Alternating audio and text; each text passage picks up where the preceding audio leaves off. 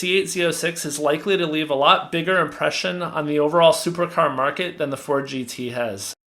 What's up, YouTube? Welcome to Fred's Full Throttle. Each week I'm going to take you with me on my adventures in the world of cars. Let's get right into today's video. In this video, I'm going to talk about the two current American supercars that are being made, the Ford GT and the upcoming C8 Z06. Now, why am I comparing these two cars, you may ask? Well, they both achieve supercar status, but they do it in very different ways. So I want to get into that a little bit and talk about the C8 Z06 versus the Ford GT, and some of the areas where the two brands have actually taken a very different approach. Everybody loves the underdog, the everyday hero, and I think that's partly why the C8 Z06 is likely to leave a lot bigger impression on the overall supercar market than the Ford GT has. So let's get into it.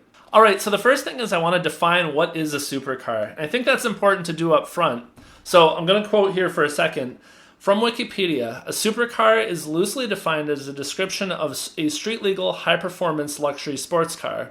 And then Drive Tribe, and I'm going to paraphrase this a little bit, says, a supercar makes fewer compromises, instead favoring performance. They generally have over 500 horsepower, and they make use of the latest technology.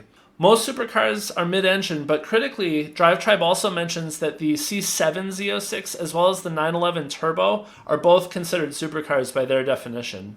Alright, now that we know what a supercar is, let's do a quick background on the Ford GT. Alright, so the Ford GT was released in the early 2000s, 2005, 2006, as a love letter essentially to the 1966 car that won the 24 Hours of Le Mans.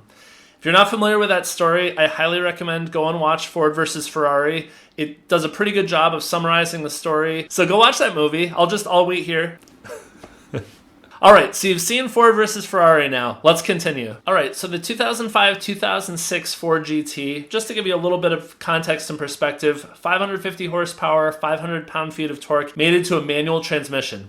Pretty awesome car. Super low, super sleek, definitely a resurgence of an American supercar. But we're actually going to talk a little bit more about the current GT, the one that's still in production right now. That car makes 647 horsepower, and then actually some of the later ones are 660, as well as 550 pound-feet of torque. It's got a double clutch transmission, and it's actually powered by a Ford EcoBoost V6. We'll get into that in a little bit. But by all accounts, it's one of the most technologically advanced cars Ford has ever put out, and it certainly falls into the supercar category. Now, for comparison's sake, just while we're here, the C8 Z06 is going to have 670 horsepower and 460 pound-feet of torque, coming from a naturally aspirated 5.5-liter LT6 V8, and that's going to rev to 8,600 RPM, so it's really going to be a screamer. Alright, so for this breakdown between the GT and the Z06, there are three main categories for supercars that I want to go over.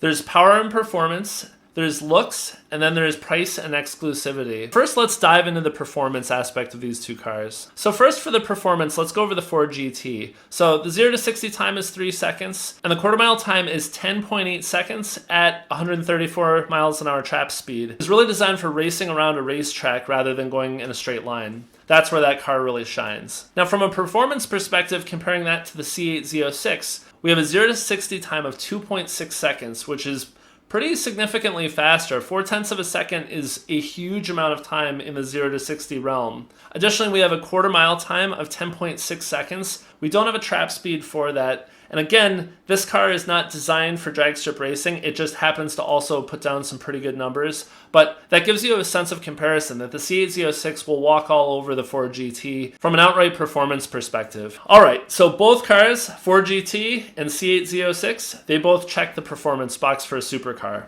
Let's go on to the looks. Both cars look like they're flying when they're sitting still. Between the aerodynamics, the vents, the air intakes, carbon fiber wheels, both of these cars check all the boxes as far as those exotic looks of a supercar. They're wide, they're low slung, and when you see one of them driving around or you see one parked, it instantly draws the eye. That's one of the hallmark parts of being a supercar, is that it has to look the part in addition to the performance. So we've got the performance and we've got the looks. So far these cars sound fairly similar. One of the other big similarities is that these are both showcases for technology. So both of these act as flagships for the brand, and they demonstrate the design, the research and development, and just the sheer engineering that both of these firms are capable of. And it shows what each of these brands bring to the table. Now, this is the first area where we're going to get into a little bit of a difference, and that's around the engine. Both cars are built specifically around a certain engine. So Ford's taking the approach of embracing their EcoBoost technology, which you can get in any of their normal day-to-day vehicles, as well as the Ford Raptor, which incidentally, the Ford Raptor engine is the basis for which they designed and developed the motor that's in the Ford GT. It's a 3.6-liter twin-turbo V6 using EcoBoost technology. So that motor is the showcase of the car. Now, there was a lot of outcry when they went from the Gen 1 car to the Gen 2. They lost that sonorous V8 that made some amazing noise, and they went to something that, even on a good day, I wouldn't say sounds great. It sounds all right, but it sounds raspy, and it sounds very different than what anyone's used to for a supercar. But it checks the boxes, it makes tons of power, it's very high tech. Chevy, on the other hand, is taking a completely different approach. They're basing the whole car around this 5.5-liter flat plane V8 that sounds and wails very similar to a Ferrari, has an 8,600 RPM redline, and it screams building power almost all the way till redline. I believe peak horsepower is at 8,400 RPM, so just 200 shy of the max. No one is making naturally aspirated, high-revving motors anymore for their supercars. And Chevy decided that this was something that needed to be done for the Z06, and specifically to make the car feel special, to build it around an engine with this much character. Alright, so circling back, let's talk about price and exclusivity. And this is where, as I mentioned before, Ford and Chevy take very, very different approaches. This is where Ford follows the established norms, and this is where Chevy sets their own trend and starts to lead. So you may recall back when the second generation Ford GT came out, there was actually a lot of commotion around how you actually would get one of these cars. So you couldn't just go to a Ford dealership with enough money and go and buy the car. You had to apply for the privilege of getting the car. That's something that you see with very fancy high-end marques such as Ferrari or Pagani or Koenigsegg, but you don't see it for companies that make cars for the everyday person, especially a company like Ford. So out of this application process, they had to deem you worthy to own one. If you were just going to lock it away in a garage, so they claim, they weren't going to give you a car. You had to be somebody who had a social presence online. You had to be somebody that was an accomplished track driver and was going to take the car and do track days. You had to be somebody who owned a previous Ford GT already. At that point, you then entered a lottery. So if you checked all the boxes, you still weren't guaranteed. You entered a lottery for about 1,350 cars. That's what Ford says they're going to make total. Production's going to run through the 2022 model year, and then they're done.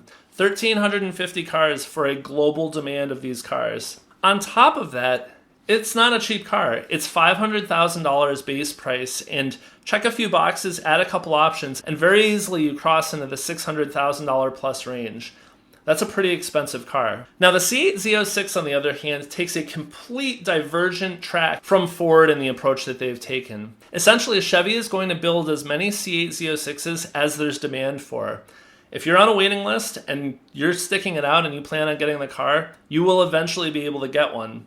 I know there's been a bunch of disagreement about that. I do suggest going and watching a couple of my other videos. I've recently covered why anyone who's saying that Chevy's going to build a small number of these is wrong. But Chevy understands the value of this car, they understand the interest, and it is money on the table waiting to be spent by people who want to get this car. There is no way that Chevy is not going to capitalize on this opportunity. Additionally, and this is probably an even bigger point, is that in addition to making thousands and thousands of the C8 Z06, Chevy is going to sell the car for around $90,000 starting. Give or take $5,000, but that's what the starting price is going to be, under $100,000. And at that starting price, a fully loaded C8 Z06 is likely to be about $140,000, $150,000. Compare that with a loaded Ford GT at $600,000, and you could buy 4 fully loaded C8 Z06s for the same money, or buy one Z06 and a lot of tires and a lot of track time and a lot of gas. And that's if you could even get on that list to get one of the Ford GTs. You're not going to be seeing them very often at the track. You're not going to be seeing them very much at car shows or Cars and Coffee. They're going to sit away in some collector's garage gathering dust and not being driven. And I think that's a real shame. So how does this move the needle for Chevy? Let me explain. That last part about the exclusivity and price is an important one. Chevy has taken a page out of their own book from the Corvette and all generations before it. Here we have a car with world-beating performance, Supercar Looks, and yet it's at an affordable price, and you can go and get it serviced at pretty much any Chevy dealership. You're gonna see Z06s on the road, you're gonna see them at track events, you're gonna see them at Cars and Coffee, you're gonna see these out and about. You're gonna see them being used, being driven, and being enjoyed. As a car and driving enthusiast, that's what resonates for me. Anyone can build an unobtainium car, but building a car with the performance, the looks, and at a price that's affordable, building enough of them and then getting them in the hands of the people that actually want them, that is what we as car enthusiasts appreciate more. As the world transitions to hybridization and electrification of cars,